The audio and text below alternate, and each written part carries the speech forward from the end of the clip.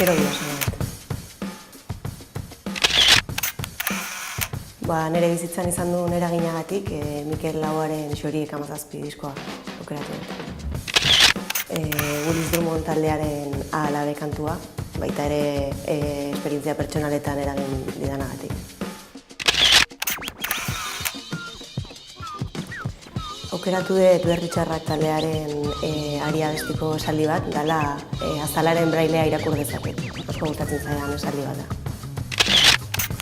Esan behar dut formato gehienak konsumitzen ditu dela, baina gehien gustatzen zaidana da diskoa. Niretzako disko bat ireki eta reproduktorean sartzea, azkenean baderako ritual bat patxada zentzuteko eta disko osoa esperientzia bezala bizitzeko edo.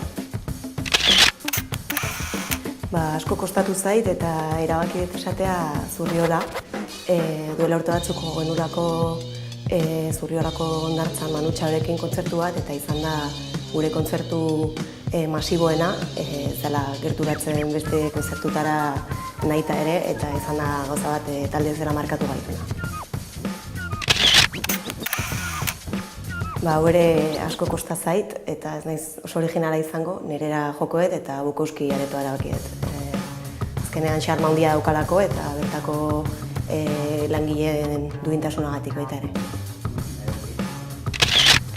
Hau ere asko kosta zait, eta buelta batzuk eman ondoren erabakiet Silvio Rodríguezen kontzertu bat, nire bidai batean zehar ikusteko aukera izan nuena Bolivian, eta 18 orduko bidai baten ondoren ikusi nuena, beraz bereziki baloratu nuena.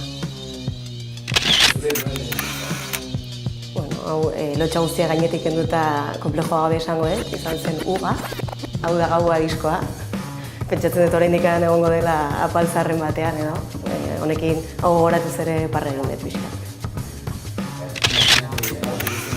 Izan da Bon Iver taldearen azkenengo diskoa, Puntitxu Amilian.